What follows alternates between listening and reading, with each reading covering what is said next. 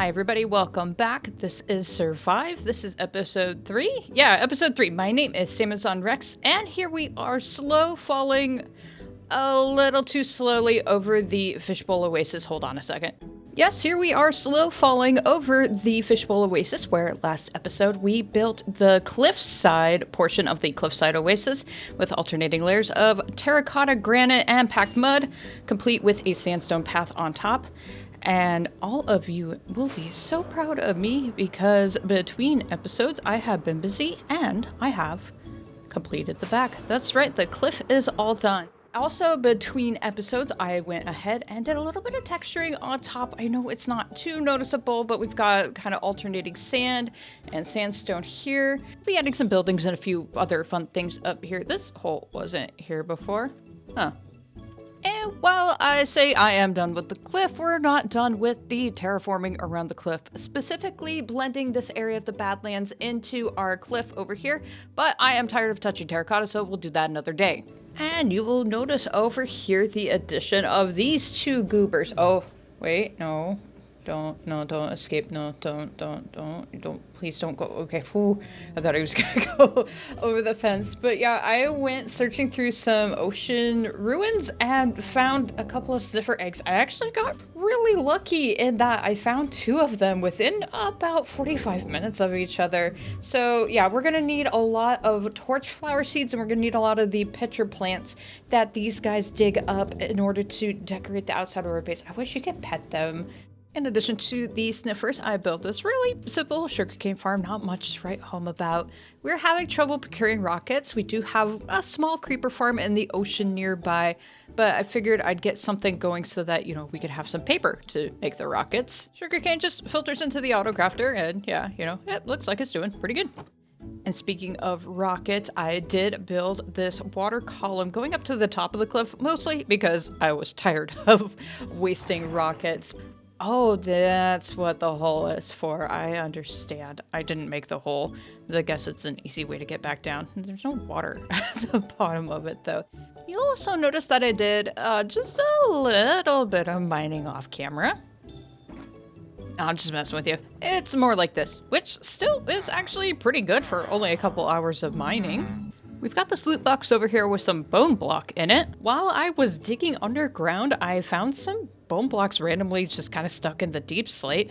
And that day I learned about fossils in the game. I never built on a desert base. I've never done any mining underneath a desert, but apparently fossils have been in the game since 2016. I'm learning something new about this game nearly every day. So now I think it's a good time to focus on what we want to accomplish in today's episode and in the future. As you can see here, I've made this kind of ramshackle bulletin board that lists some of the chores that we need to do, some ideas for farms to build, and some of the big terraforming projects going forward. I think for today's episode, we're going to kind of focus on the oasis, both gathering materials and building it.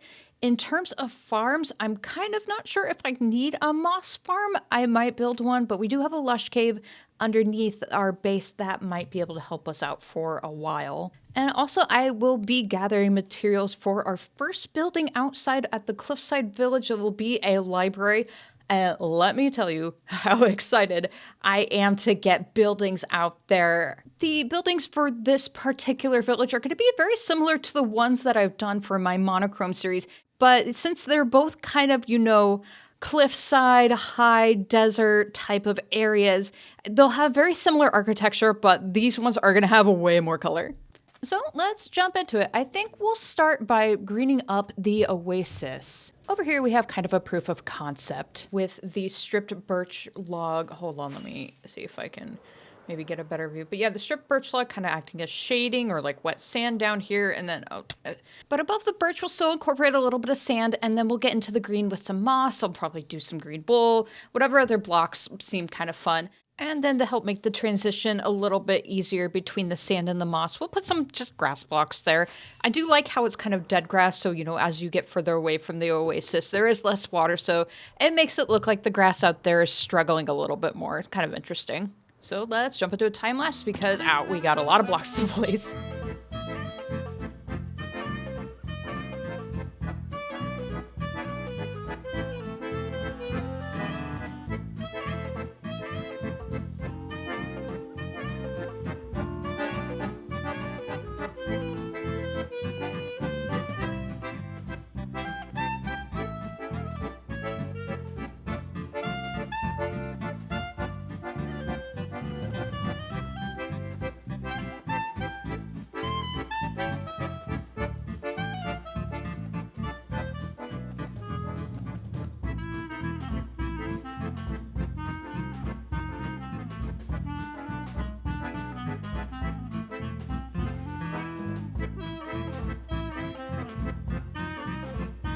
All right, I do believe this is a good time to stop and take a look and see what we've done so far. And would you look at that? Things are definitely looking a lot nicer, a lot greener out here in the Oasis. So starting at the edge of the water, we've got the stripped birch logs. They are there to act again as the wet sand and as a little bit of a color variation.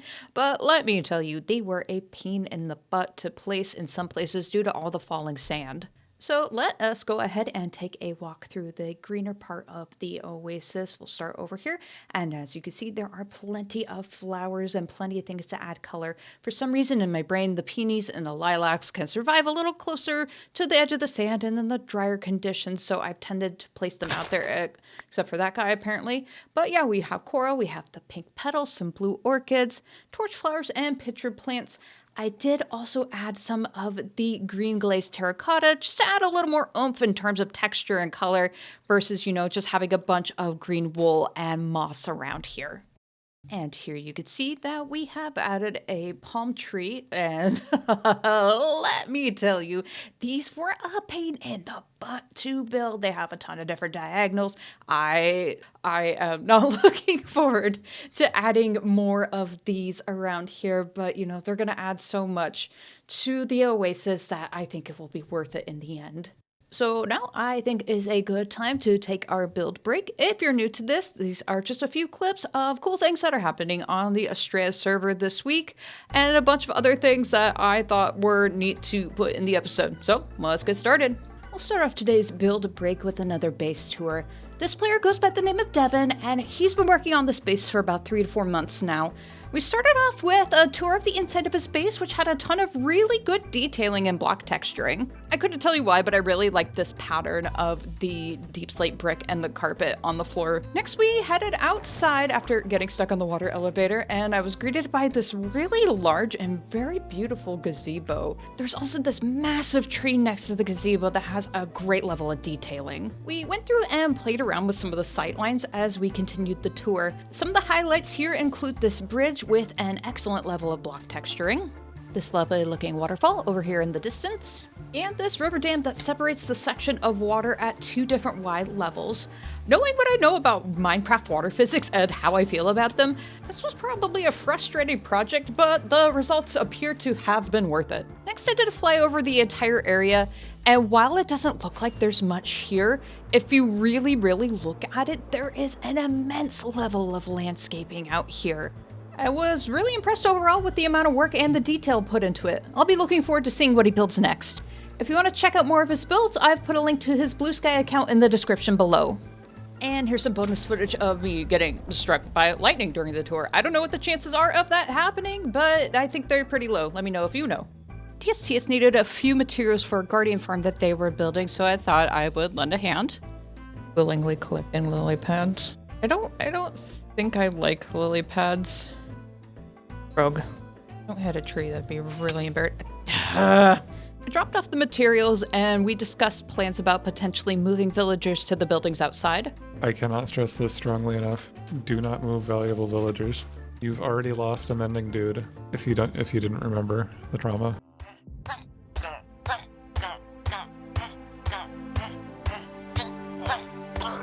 That was a boat. I guarantee you're going to lose half the villagers you try to move. Just from putting them in little minecarts? Yes. Oh.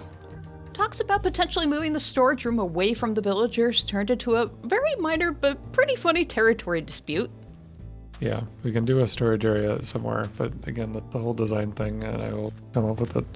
Inside of Mountain is mine. Okay.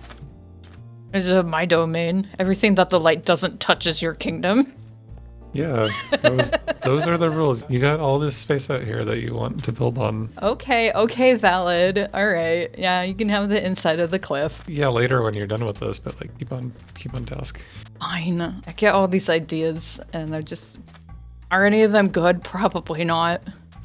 I mean, it's the ADHD. Yeah, it's the ADHD. You're trying to do things other than the thing you want to do. Oh, like us right now, in that we need to log off and actually go do things. Okay, doing it now. And I found a couple of skeleton horses on the way back from gathering materials. There's no follow-up to that. I just really like the Boney ponies. Okie dokie, that was fun, but let's get back to business. As you'll see here, I've got a shulker box full of goodies. We're going to take those goodies and we're going to use them to make our first building in the cliffside village.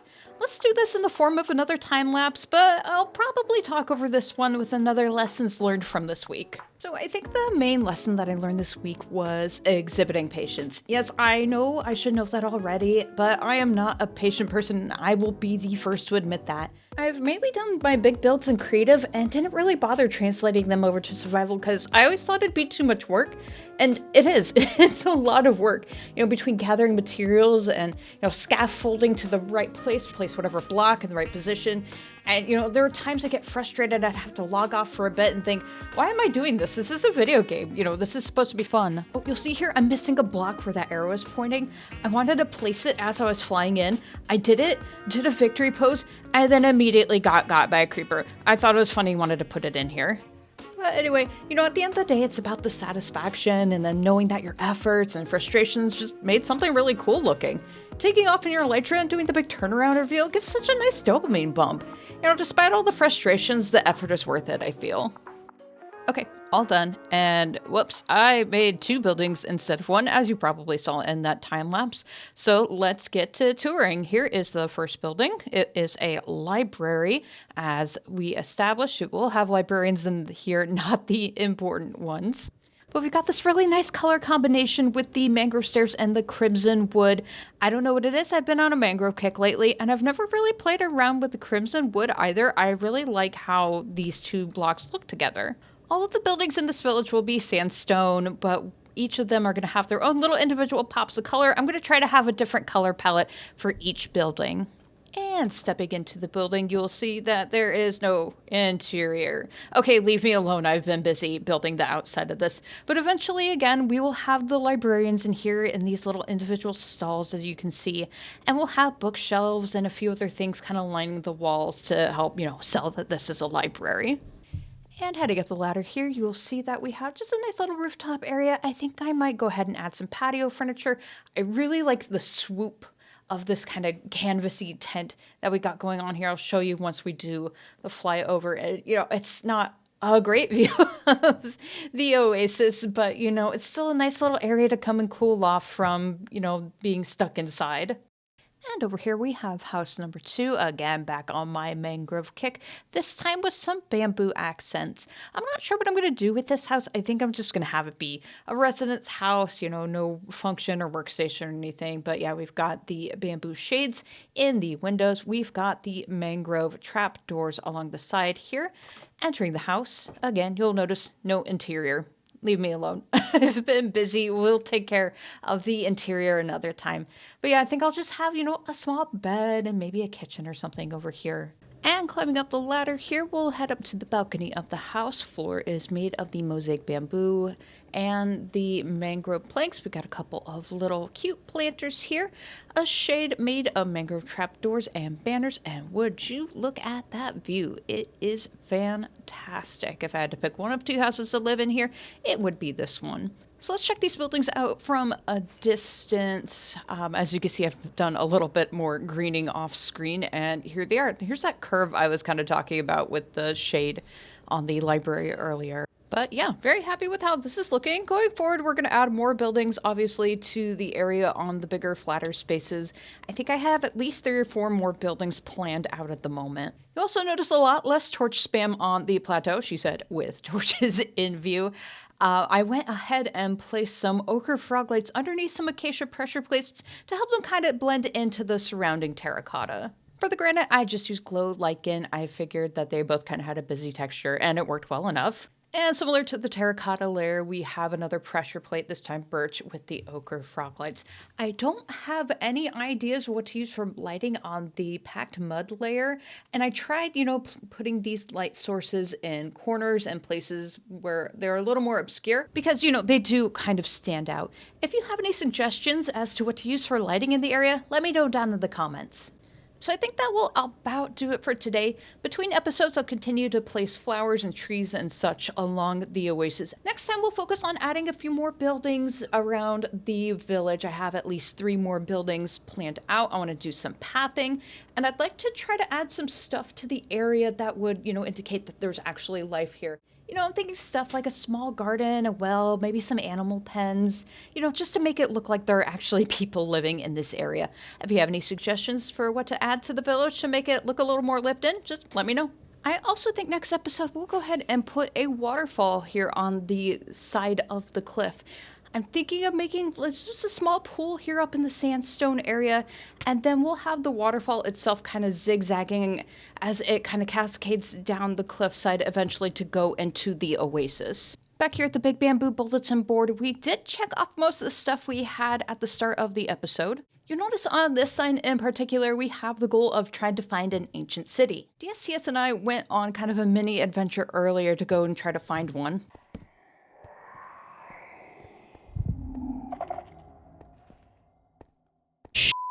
We didn't quite get there, but we did find a big patch of deep dark. There's not any shriekers around, but I'm breaking these anyway. Oh yeah, no, absolutely. Oh. Oh no.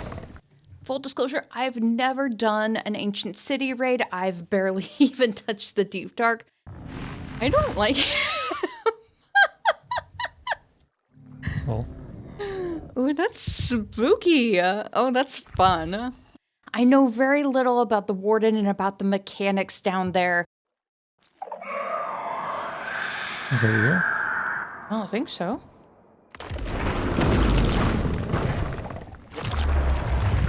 Running. So I do want to go and try to raid an ancient city next episode because I think the Swift Sneak enchantment would be very helpful for builds and all that good stuff coming up. Plus, it sounds like it would be a lot of fun. But I believe that will do it for today. Oh, a little too close there. Don't look too hard. You won't see anything in there. As per usual, we'll leave it with the shaders on. Let me know what you think, and if you like what you see, be sure to like and subscribe. If you got this far, take care, and thanks for watching. Bye-bye.